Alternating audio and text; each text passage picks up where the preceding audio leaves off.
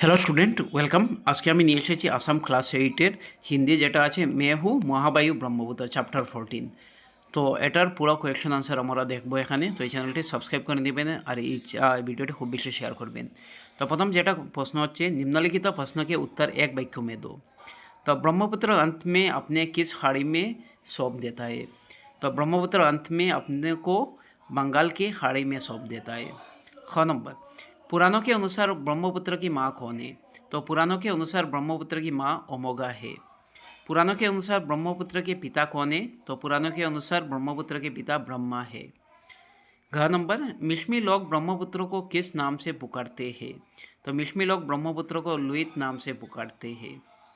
Uma number, प्रमुख नदी द्वीप माजुली किसकी गोद में बसा है? तो प्रमुख नदी माजुली ब्रह्मपुत्रों के गोद में बसा है। नीलाचल पहाड़ी पर किसका मंदिर है? तो नीलाचल पहाड़ी पर माँ कामाख्या का मंदिर है। निम्नलिखित प्रश्न के उत्तर दो। ब्रह्मपुत्रों के जन्म के साथ किन किन का संबंध बताया जाता है? तो ब्रह्मपुत्र के जन्म को लेकर पुराणों में कहा गया कि ब्रह्मपुत्र के माँ अमोघा है और ब्रह्मा उसके पिता। हिमालय, कैलाश पर्वत, मानसरोवर आदि का संबंध बताया जाता है ब्रह्मपुत्र के जन्म के साथ। ब्रह्मपुत्र का सही उत्पत्ति कहाँ से हुई? तो कैलाश पर्वत के नीचे मानसरोवर के पास एक बड़ी हिमानी है जो ब्रह्मपुत्र से 100 किलोमीटर दूरी पर है और पृथ्वी सतह से 5100 मीटर की ऊंचाई में स्थित है। इसी में ही ब्रह्मपुत्र का सही उत्पत्ति माना गया। तो चेमायुंगडोंग ग्लेशियर, ठीक है, तो ये चीज़ याद रखना। ग नंबर, ब्रह्मपुत्र के साथ दाहिने तथा बाईं ओर से आकर मिलने वाली नदियों के नाम लिखो। तो ब्रह्मपुत्र के साथ दाहिने ओर आकर मिलने वाली नदियों का नाम सुबनसिरी, जियाबरली, धनसिरी, बरनदी, मनाहा, सोनकुश, तीस्ता। ब्रह्मपुत्र के बाईं ओर आकर मिलने वाली नदियाँ बुढ़ी दिहिंग, दिसांग, दिखो, झांसी, झिझिराम नदी आदि नदियाँ। तो बांग्लादेश में जाकर मिलने के बाद ब्रह्मपुत्र को किन किन नाम से जाना जाता है?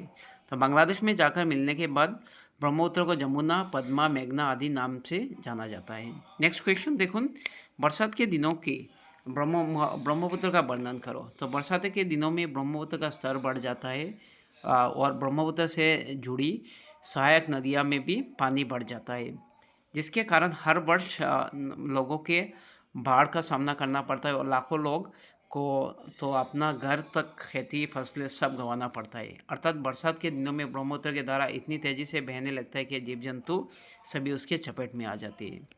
भूगर्भ शास्त्र के विद्वान ब्रह्मपुत्र की उत्पत्ति कहाँ से माना जाता है? तो भूगर्भ शास्त्र के विद्वान मानते हैं ब्रह्मपुत्र हिमालय से भी पहले जन्मा था। उनके अनुसार कैलाश पर्वत के नीचे मानसरोवर से 100 किलोमीटर की दूरी पर एक खाड़ी हिमानी से ब्रह्मपुत्र का जन्म हुआ था। तो ब्रह्मपुत्र जैसे जलमार्ग के जरिए कौन कौन सी सुविधाएं उपलब्ध है?